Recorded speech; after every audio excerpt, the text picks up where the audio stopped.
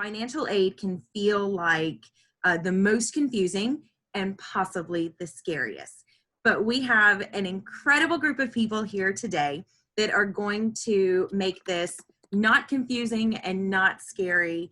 So let me start by just letting everyone introduce themselves and kind of tell you very quickly what they do at Welch, and then we're going to jump right into this crazy world of financial aid. Debbie, I'm just going to let you start. I'm kind of going by the way you're ordered on my screen.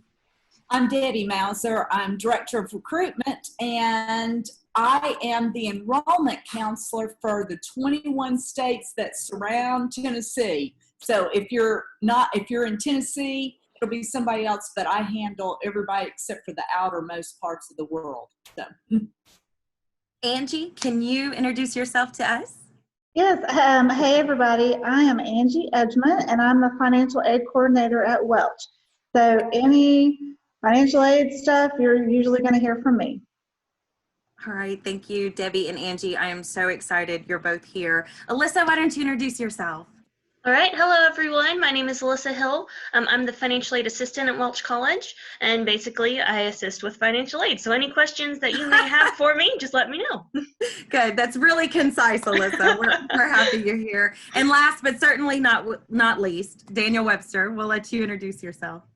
Yes, my name is Daniel Webster. I just do whatever these four ladies tell me to do, and that keeps me out of trouble. I'm the Director of Enrollment, and so I just work with all parts of the entire enrollment process, from recruiting all the way down to admissions and helping out with technology and whatever else. So good to be here. Thank you guys so much for taking your time to do this and be a part of this. For anyone who doesn't know me, my name is Anna G. Harris, and I work at Welch College doing the events on campus for the enrollment department, and I'm also the drama director. So I'm excited to learn more about financial aid as well. I have a lot of questions for you all, and I'm hoping that I'm going to get to the meat of what students want to know. But again, students, if these bring up more questions for you or we didn't get to your question, please ask. So let's dive in. Debbie, I'm going to start with you, if that's okay. And what I'd like to ask first is, what is the first step to knowing how much it's going to cost to go to Welch College? Well, it's really hard for us to give a lot of information until we have an application. Once we have your application, then we kind of start the process of seeing what kind of scholarships are available for you and kind of help you walk through that next step. So I'd say an application is your first step. So that's kind of the trigger that starts the whole machine. Right. So if I go ahead and I apply to be accepted, when should I apply for financial aid? I mean, should those go hand in hand, or do I need to wait for acceptance? You will need to wait until the FAFSA is available, and okay. Explain that. We probably will explain more about that later. But October 1st is when that opens up, and once that opens up, then you can go ahead and begin that financial aid process. We don't have tuition numbers, and so we kind of base things off the year before, but we can usually give you a pretty good estimate at that point. Okay, so step one, apply. So the whole financial aid conversation isn't going to happen until you apply. But Alyssa, Debbie said that crazy word that we hear about financial aid, which is FAFSA, and I think at least 50% of people don't know what it is and don't know how to say it. So what in the world is FAFSA? Yes, that is a great question. So I figured probably the first thing to do to find out what the FAFSA is to explain that it's an acronym. So FAFSA stands for Free Application for Federal Student Aid. So it's basically just an application that you do online that helps you know if you are able to get any aid from the government. So basically, if you fill out your FAFSA, it's your first step for starting the financial aid process. And in order to do the FAFSA, you just go to fafsa.ed.gov and then you just follow the instructions. It's very simple. You just get onto it and you put in some of your information, you put in your parents' information, and you can actually even link your income through the IRS. So that makes all of those steps really simple. And also, just so you all know, if you have not filled out your FAFSA yet, you may need to put in our school code, and that is 030018. Thank you so much, Alyssa. I have a follow-up question. Hey, real quick, Alyssa, could you throw that Welch code in the chat? Oh, yes, So that absolutely. everybody can see it. Just throw our FAFSA Welch College code. Go ahead, G. Sure. And while Alyssa's typing that, anyone please feel free to answer that. But if a student is not interested in federal aid, does filling out that FAFSA commit them to loans or anything like that? No, it does not. That is just so we know what they're eligible for. I recommend everybody fill it out because you never know what you're going to be eligible for, but it does not commit you to anything at all. Okay, so step 1, apply. Step 2, fill out the FAFSA, even if you don't think you want to take out student loans. So that's pretty much where everybody needs to start this process. Debbie, I'm going to jump back to you.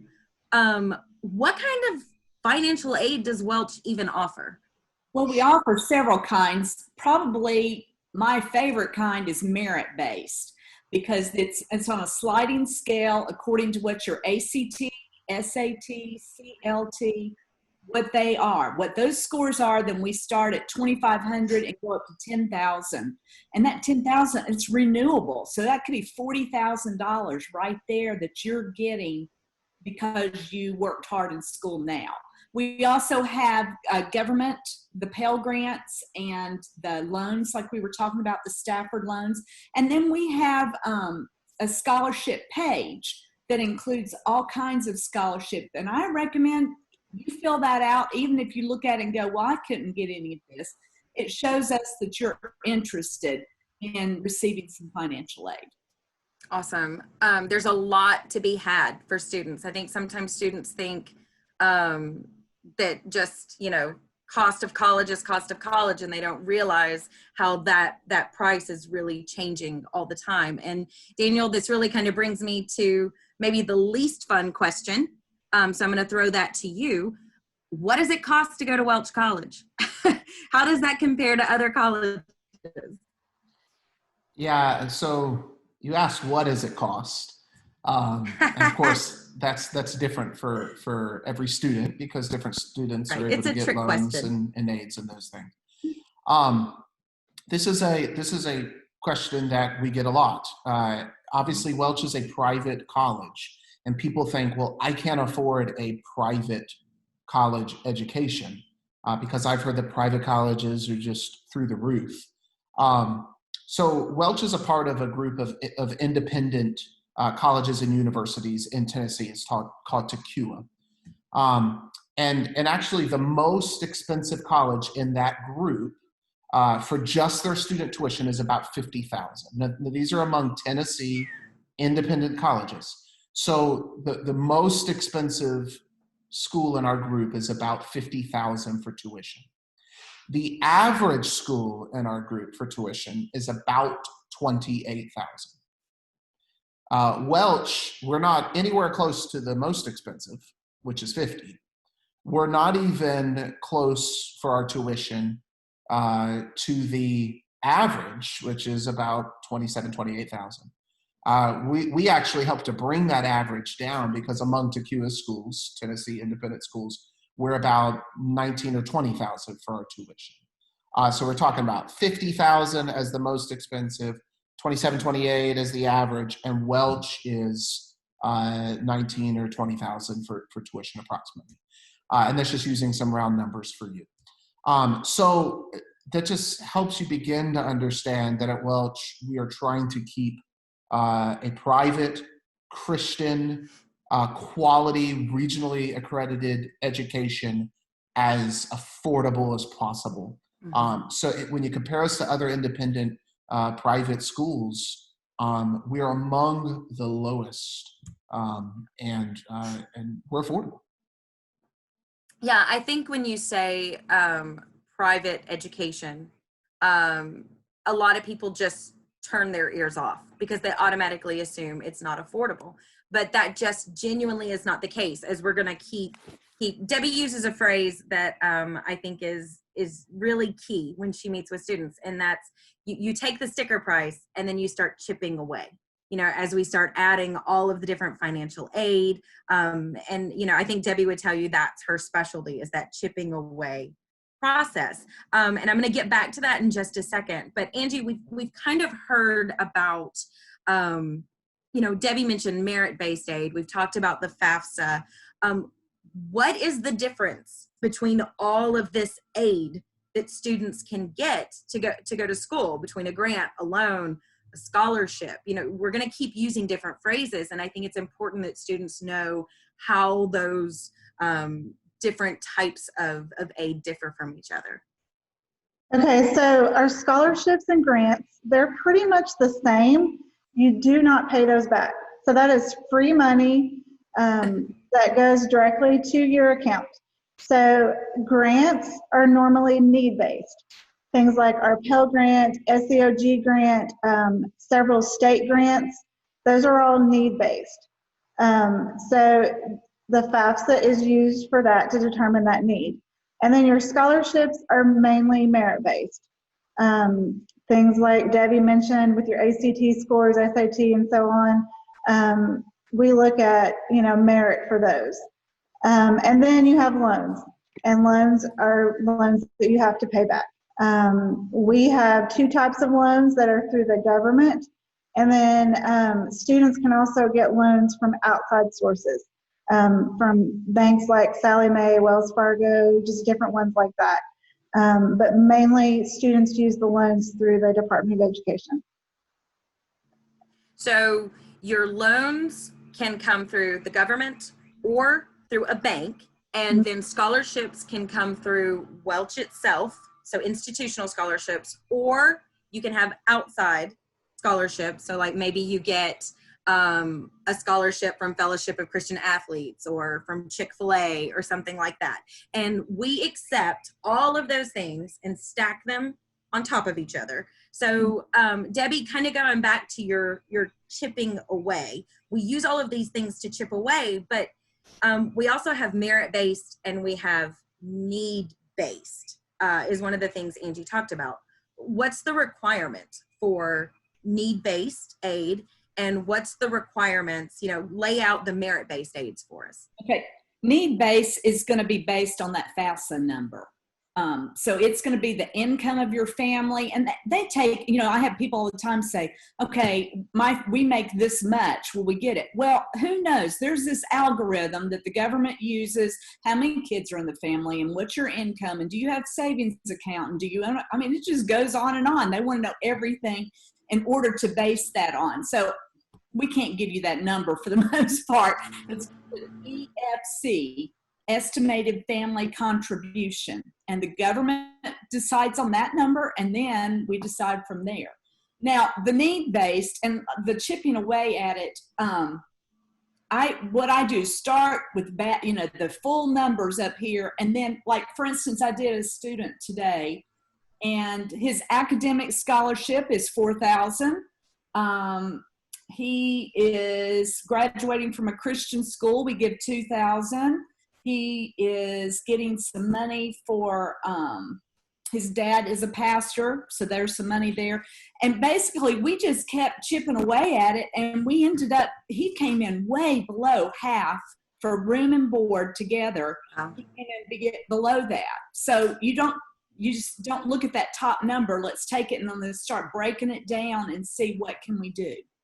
And can you just tell me where merit-based scholarships start? Like what's the lowest, like at what ACT mark, at what SAT mark do we start those merit-based scholarships? We start, hold on, I'm looking at my cheat sheet here because I don't have, and Daniel, you'll have to help me with CLT.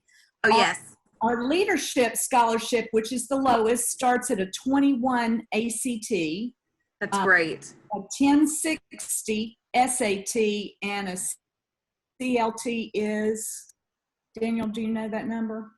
I'm actually looking it up right now on Welch.edu. We also have a slash. transfer scholarship, and the transfer scholarship is for college students, and it is based on GPA. So if your GPA is a 2.6 or above, then you do get money from that, $2,000, and it goes up to $6,000. And the ACT, SAT, it goes up to $10,000. So it's Right. 2,500, 4,000, 8,000, and 10,000 are brackets for that. CLT So Daniel starts. CLT starts at 68, and I just pasted a link to those numbers that Debbie and I were just talking about. So you can literally say, okay, well, I scored a 28 on my ACT. How much money will I get for that as an annual scholarship? That link is in the chat. Absolutely. And the reason I love to put, to hear kind of where those scholarships start is a lot of colleges don't start at a 21 ACT to start giving you scholarships, merit-based money. But this is just another way that Welch is chipping away at that final total to make sure you can be here. I saw a question come in from Kaylin, and I want to hit that one next, Daniel.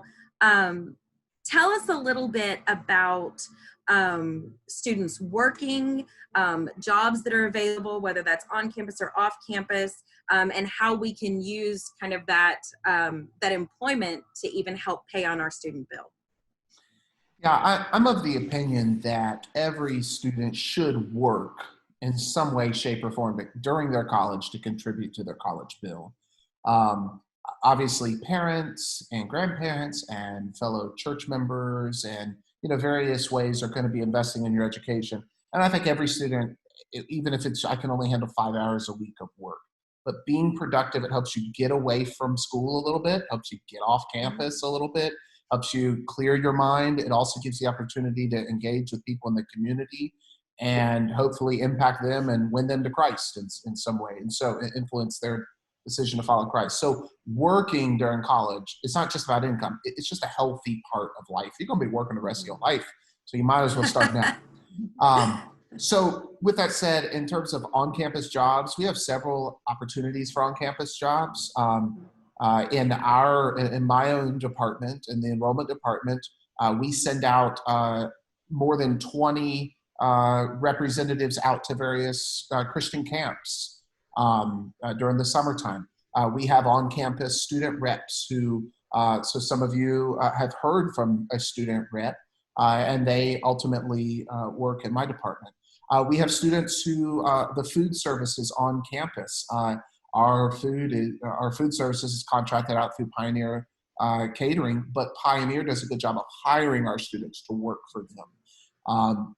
We also have students, our on-campus maintenance and cleaning is contracted out through an outside group called White & Associates, but White & Associates works with us to hire our students. And so there are opportunities for on-campus work. Welch, where we're located, we are 8 minutes from a very large suburban area. It's called it's called Indian Lakes, the shops at Indian Lakes. Every shopping mall, every store, anything that you can come up with, it's available there. Your Target and your Buffalo Wild Wings, or whatever. It's all there, not only to eat and to hang out and to go shopping, but it's also there for work. In the other direction is downtown Gallatin, and it's a cute little southern, charming old town.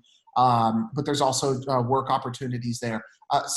We have, for instance, we have Amazon not too far from us, which has job opportunities seasonally. We have the Gap, the distribution warehouse for like Old Navy and Gap, like 5 minutes from our campus, where students have found seasonal work. And so there are plenty of opportunities to work off campus. There's also opportunities to work on campus. And we really encourage students to work during college. It's healthy. Absolutely. It's not just healthy, but, I think there's always questions about, I don't have a car, will I still be able to work, or do I have to have a car? And, all the job opportunities on campus, enable you to still work with or without a car. And I think people think that since we're not in Nashville, we must be in this tiny little town, and that's just not the way it is. It's still a very thriving, vibrant area, metropolis. Okay, have we had any other questions come in, or am I good to keep rolling? You are good to keep rolling. Oh, Oh. now Anthony is asking about does all the financial aid depend on GPA to continue receiving it? I'll just answer that. Yes, Anthony. When you receive, let's say, an ACT scholarship, there is a minimum to be able to continue receiving that. You can find those GPA minimums on Welch.edu/scholarships. And so those GPA requirements are there. Now, I will say, as long the GPA requirements are not stringent. As long as you're keeping your head screwed on and you're a student who's applying yourself and actually putting in the effort, you're not going to have a problem maintaining it.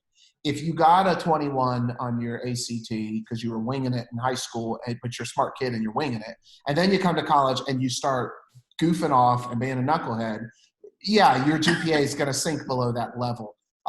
But for the most part, if you're getting A's and B's at most levels, and even A's and B's and C's at other levels, you're going to be fine if you're there and you're applying yourself. So I think we're at apply to Welch College, fill out your FAFSA, and don't be a knucklehead. Is that our 3 right now, Don't be Daniel? a knucklehead. And that goes for all of life. Don't be a knucklehead. That goes for all of life. Okay, I'm going to keep us going here. Angie, we keep talking about chipping away at that final price. Students are working. But the likelihood that anyone will be down to a zero balance, is very difficult. And we talked about students, taking out those loans to help pay for their college. So how much debt should a student expect to have when he or she graduates from Welch College? I looked at the class of 2019 to kind of get an average and see, and we had students borrowed $1,000 over their whole time to around 18,000, or some were even more than that. Some of our independent students maybe, but they borrow a whole lot. So that kind of, they borrow for living expenses. So the average for the class of 2019 was around $19,000. And we had 75% of our graduates that had borrowed loans. So that's based on 2019. So I've heard it said many times that when you graduate from college, you should have about as much debt as a car, like as if you bought a car. Is that a true statement? Is that about right? Like you don't want to have enough debt to have bought a Tesla, but you want to have about, a basic good car amount of debt. Yes, if you're going to have to borrow, yes, that's okay. Pretty basic. Of course, I encourage only borrow what you need. Sure. Don't borrow extra. And that's something that we can help you figure out. And you don't have to accept those loans at the very beginning. They are there the whole year. So if you can get through the first semester without borrowing anything, then by all means do that. And second semester, if you need just a part of that loan, you can just borrow a portion. So the amounts that you see offered on your aid package they're not set in stone. That's just the maximum. So talk with us and let us help you figure out exactly what you need so you don't overborrow. Okay, so I have a follow-up question. So let's say it's my freshman year. I got through fall semester, I got through spring semester, and I decided not to borrow anything, but I hadn't planned on taking summer courses. And I want to do that Maymester, those summer classes. Is that aid that those loans I didn't touch, is that still available even in the summertime, or should I have borrowed that earlier? No, if you have not maxed out on those loans and they're still there and available, as long as you're taking at least 6 hours in that Maymester and summer sessions, you can still use those loans. Okay, awesome. Wow, that's really good information. Okay, so Alyssa, let's say that either I took out loans or I didn't take out loans. And when Debbie's gone through my form and chipped away, I owe about $4,000 a semester. I'm just throwing numbers out there.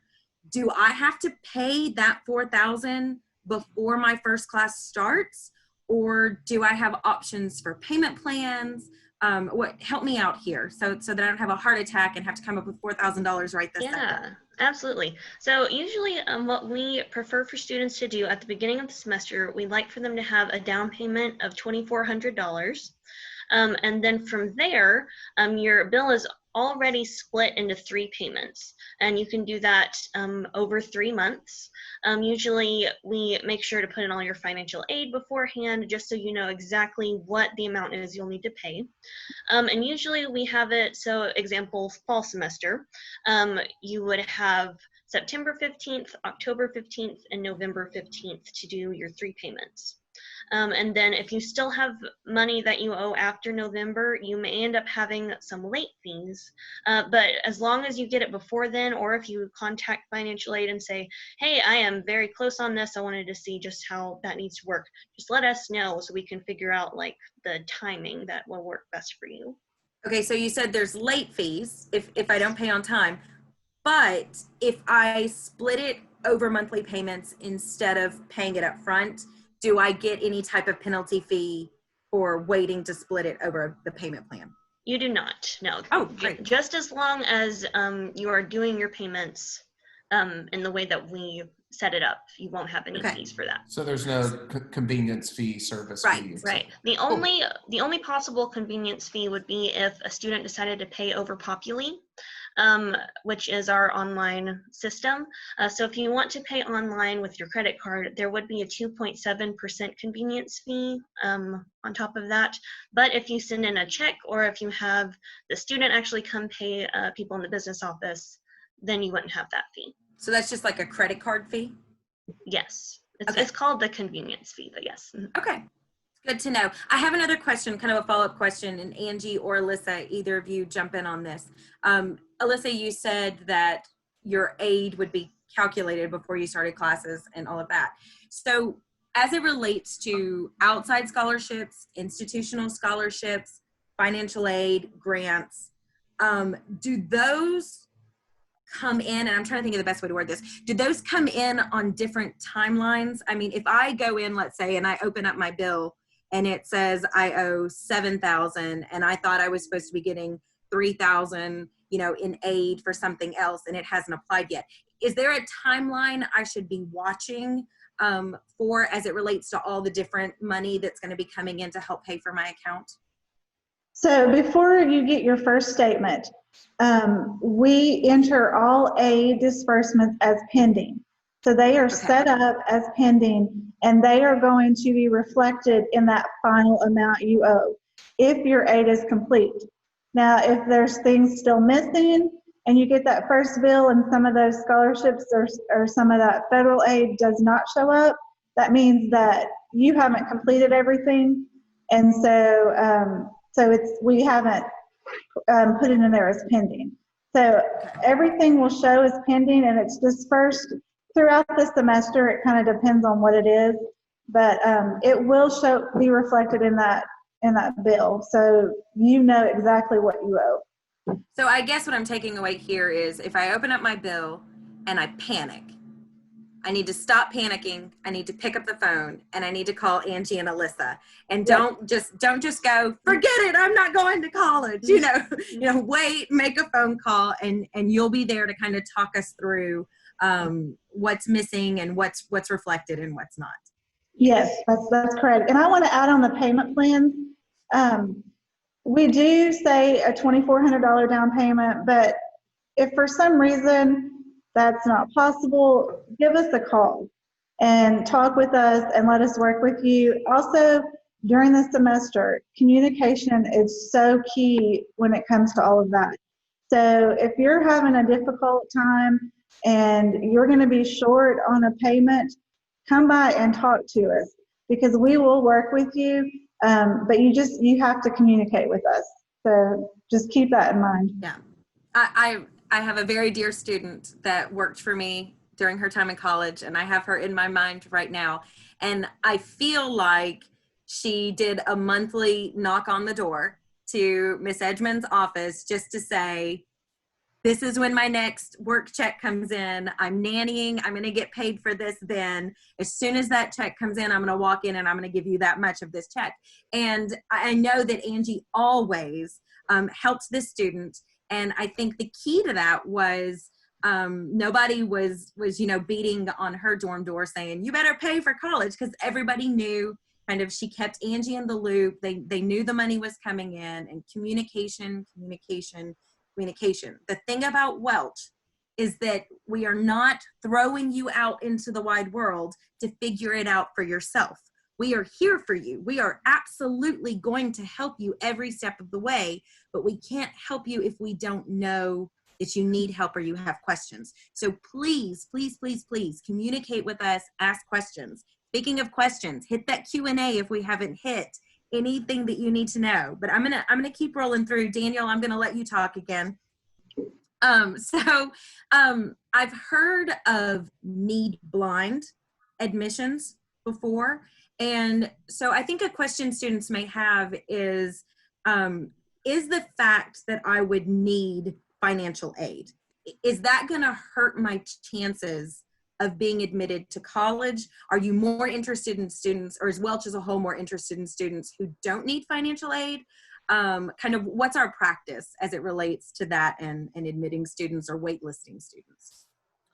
So the fear, if I could back up a little bit, the fear of someone applying to a college is that if I expose all of my financial information and expose my family's income level, perhaps it's low, and expose the fact that I need help, that may play a factor in whether I'm accepted or not. Because a committee may say, well, we don't really want to accept them because we don't know that they're going to be able to pay their bill and to continue on through college.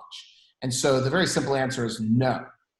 Your financial situation does not play a factor in the admissions committee's decision to accept you or to not accept you. It's not reviewed. It's not a topic of discussion. We accept a student. You could see very strict or very specified admissions policy in the college catalog. But we are accepting you on the basis of, are you a student who is going to come here and with a desire to fulfill God's will for your life and to contribute to the Welch community and to receive back from the Welch community. We have accepted students who have low ACTs or low GPAs, and we're not just throwing them out and saying, well, we don't want them. And the same thing would be true with finances. We're not considering, does this student, so the thinking behind such a question would be, don't be afraid to go ahead and make the step to apply and to go ahead and get your FAFSA filled out and to get and to begin making these steps on the finances. Awesome. Debbie, will my financial aid package be front loaded? And what I mean by that is, should students expect to see the basic same, if their situation doesn't change, financial situation, if they're not a knucklehead, as Daniel called it, will their financial package stay pretty much the same over 4 years? Or is it really hefty your freshman year and then it kind of lessens? Can you kind of let us know what to expect over our full time? Sure. I find that we have scholarships that are renewable. We have scholarships that are not renewable. For the most part, your major scholarships, merit scholarships, if you go to a Christian school, if you're, some of those are all renewable. Okay. Now that's based on your GPA. So I always tell kids, okay, you've got this big scholarship at the front. Let's say that you've got over 4 years, you're getting $32,000 on merit scholarship. Okay. So if you go out and everybody says, let's go to Starbucks tonight, you've got a huge test tomorrow, I just want you to think, $32,000, $4 Starbucks, which one's the most important one right now? And if you're one of my students, you'll get that speech again, because I just think it's important for you to realize those renewable scholarships are wonderful. We have some that are not. For instance, if you're part of Truth and Peace or E-Team, you get $1,000 max per year, and then how many ever years you qualify for, or that you participated. Let's say you've been in E-Team 3 times, you would get it freshman, sophomore, junior year. So it kind of varies, but for the most, and I always tell people, ask up front, is this a renewable scholarship? But we are not scholarship heavy on the front end, and then it all disappears your sophomore year. I find that it may be 1,000 or 2,000 that you would lose, but for the most part, it's going to be renewable. So those scholarships, Debbie, that you were just talking about, you know, if you did YET, if you did E-Team, if you did Truth and Peace, if you won at the national, in the highest age category. What if I said, you know what, I think my freshman year I'm good because I worked all summer and I saved up a lot of money. Could I delay, rather than taking those three separate scholarships and go freshman, sophomore, junior, could I delay it and go sophomore, junior, senior, or do we have to start at the beginning? That's going to be an Angie question. Oh, that's an Angie question. I'm sorry, Angie. Can you let me know about that? Yes, I have done that before for a student, but again, you have to communicate that to us. Otherwise, we automatically are going to award it and disperse it for that freshman year. But if you have, you know, plenty of scholarships that first year, and some of those are not going to be there next year, maybe some outside scholarships, then yes, we'll work with you on that. That's awesome. So again, communication. Okay, Angie, I saved one of the hardest questions just for you. Okay. Because this is so confusing to me, but you're gonna make it easy. So if I get external scholarship, so let's just say Chick-fil-A gave me a scholarship. Do you reduce my financial aid package? Does it replace my grant? Does it replace my loans? How do we package all this out? Okay, that's really a case-by-case question. Okay, sorry. Because it just really depends on how much aid you have. So when it comes to financial aid, the Department of Ed does not allow us to award more than our cost of attendance.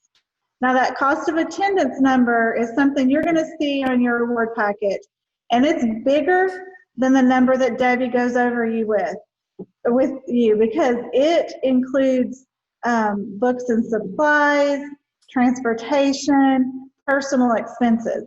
So I think it's about $10,000, $8,000 to $10,000 more than what you're going to see when Debbie or Abby or whoever your counselor is, when they go over that number. So that gives us some leeway on some of those scholarships. So as long as we're under that cost of attendance, then nothing is going to change with your other aid.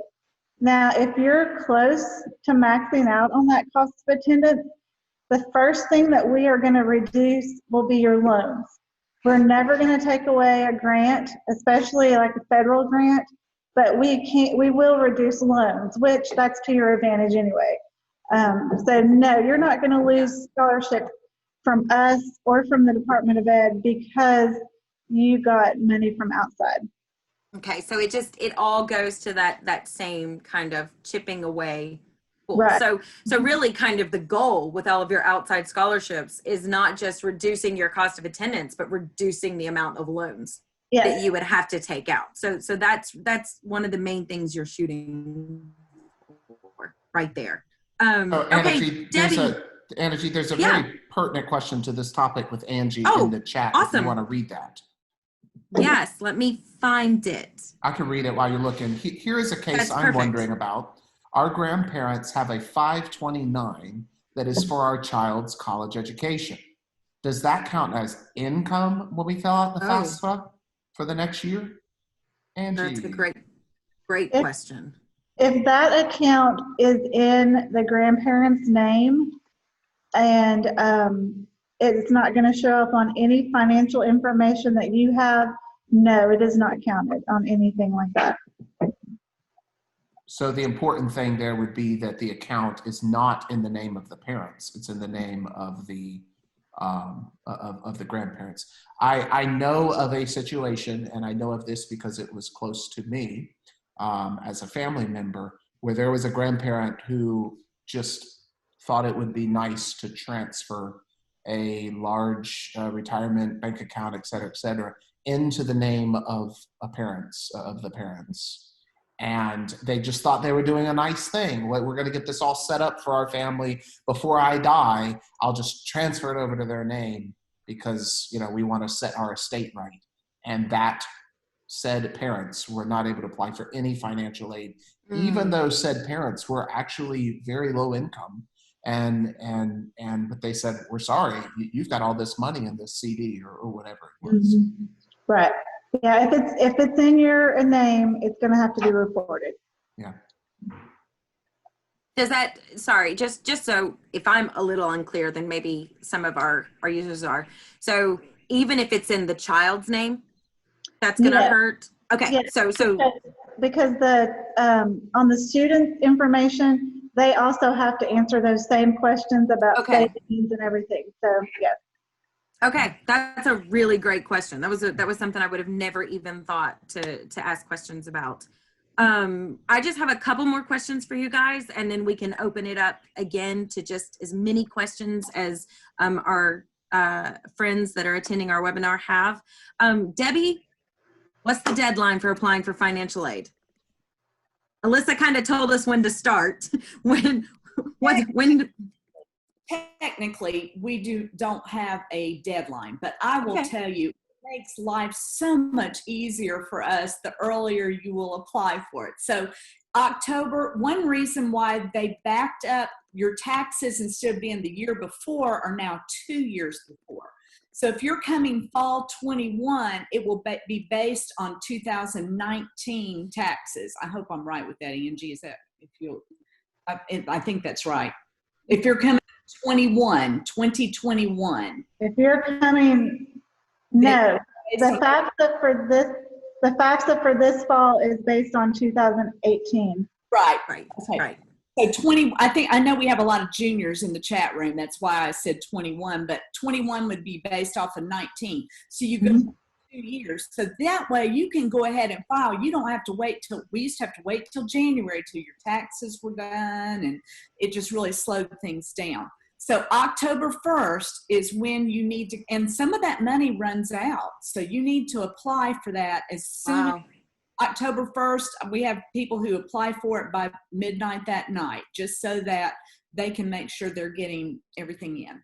And Angie, correct me if I'm wrong, but let's say we have some juniors on here and they go on and they apply for financial aid, but then maybe their senior year, they're looking at 2 colleges. They're looking at Welch and another. That's okay, right? That same FAFSA applies wherever you want to go to school. Yes, that code that Alyssa gave earlier, that every school has their own code, and you can list up to 5 or 6 on your FAFSA, and all of those schools will get your information. Perfect. Okay, Angie, still on you. When should a student expect to get a financial aid award letter?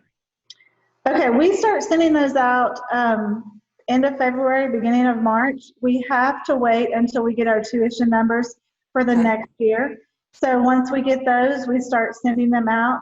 You will first get a financial shopping sheet, and that kind of breaks everything down for you as far as costs that are directly to Welch, costs that are indirect, that make up that cost of attendance that I mentioned earlier. And so once you get that, then we will officially offer your aid in Populi, which is our online system that all students will have access to. And so we'll add that in there, and that's where you officially accept and decline your aid. So you're going to get it, if you have everything ready, you're going to get it usually around the beginning of March. Awesome. That's great. And then Daniel, I believe Alyssa put our code in the chat room just in case anybody needs to find it. Alyssa, I've got another question for you. I just have 2 more questions, and I'd love to hear from those who are attending. So Alyssa, where can I find information about other financial aid? State grant programs, scholarships, like Debbie told us, Daniel linked our institutional merit-based scholarships and things like that. But what if I need to just keep searching for more and more? Where can I find that stuff? Sure. So one of the great things, especially about state aid for Tennessee students, is that whenever you fill out your FAFSA, you're actually also filling out for Tennessee grants. So basically on your FAFSA, you put, I am from Tennessee, and then from there that actually goes to TSAC, which is kind of like our state aid organization. And they help get the information to show if you are eligible for any of the grants in Tennessee. But then also for scholarships, I know like Miss Debbie said, we have the online one for Welch. I did want to mention with that, there is a deadline for that application, and that is May 15th. So if you've not already filled out that scholarship application, go ahead and do that, I would say now, just so you won't have to worry about it later. But then with other scholarships, I'd always just suggest to search if it's through your work, if it's through different online places. I know there is a lot of aid available in a lot of different places. And I think also, especially the enrollment counselors and Ms. Edgmon, they have different possibilities that they may know of since they've worked with us for a long time that would be able to help you out. So I would just say search and ask, and we will help you in every way we can. Can I just add to that? There was a person who has told me the story that Papa John's paid for their college. And they just got on the internet in their high school year and started Googling for various scholarships. And they stumbled into Papa John's and said, well, it's worth a try. And they took an essay and they wrote a couple of paragraphs, and Papa John's loved it. Papa John's showed up to her high school and provided pizza for the entire school and granted her the scholarship right there in front of her whole high school, and Papa John's paid for her college. So, I mean, it's out there if you're willing to dig in the couch cushions and try to find it. Yeah, definitely. And I know, I'm sorry, in my experience, when I was a student, I actually got a scholarship for living in a certain region. So that was just a really great thing. And I only had to put in a little bit of information and I just automatically got the money for it. So just look at lots of different places because there is a crazy amount of things that are available for you. Yeah, you might have to do a very small amount of work. You might have to write an essay. You might have to type in your region where you live, but there is money to be had. I know that is such a shocking statement to people, but it really does exist if you're willing to look for it. And again, people like Alyssa, like Angie, like Debbie, they've seen things, or like Daniel said about Papa John's, they've seen the things that students have found, and they can kind of help push you in the right direction and say, you know, have you thought about looking for this? This is something you should look into. Okay, I have one more question, and then we're going to just hopefully get a lot of questions from our friends who are joining us. But Daniel, I'm kicking you another question. Why should a student invest to pay more to go to Welch College than they would pay at a community college? Yeah, I think we have to. It's like with anything, it's a question of values. I am not going to sit here and say the cheapest, most inexpensive way of any college is Welch. That's just not the case. You're going to pay more to come to Welch than you would, or the average person will pay more to come to Welch than to go to community college. You actually, though, might be surprised. We might end up being the same amount because of grants and aids and institutional scholarships.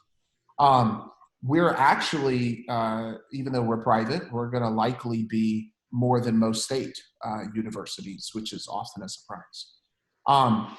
So we're not here to tell you that Welch is the cheapest. That's not generally the case. However, it's always a question of values. For the Christian, within the Christian worldview, within a biblical worldview, we never do things with money as our number one value. It just all through Jesus's teachings are things like, what does it profit a man if he gains the whole world and he loses his soul?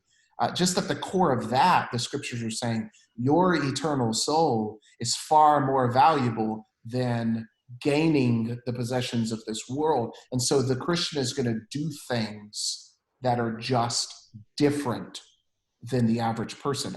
For instance, right now, if I did not give weekly tithes and offerings to my church, I could drive a much better car.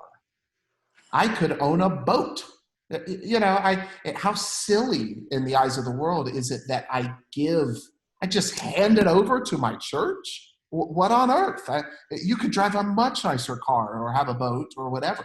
But because I realized that there is something more important in investing in, and that is in my local church, I choose to sacrifice. And I drive a 10-year-old car, 15-year-old car, sorry, and I don't have a boat, and I do give to my church. And so the same thing would be true with Welch College. You have to ask yourself, is it worth the extra investment to invest into having a Christian community that I'm learning in the context of over community college, which is cheaper?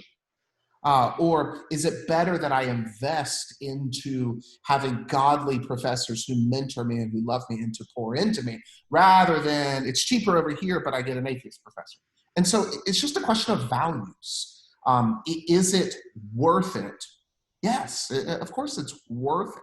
But if you're looking at it eternally, it's worth it. If you're looking at it purely by the dollar signs, you might could argue and reason with yourself, I just don't think paying a little more is worth it.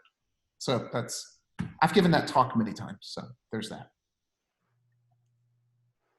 Yeah, I mean, I agree with you 100% that being in a community that is centered on Jesus Christ is something you can't put a price tag on. It's being with people who are like-minded, who will support you, professors who invest in you personally. You're not a number. We know who you are, and we love you as Christ loves you. And you just, sometimes you feel like you can't afford not to pay for an education like you would get at Welch College. Thank you so much for joining us, and thank you to this incredible panel for helping us navigate this crazy and confusing world of financial aid. We are thankful for you guys. Thanks for joining us, everyone.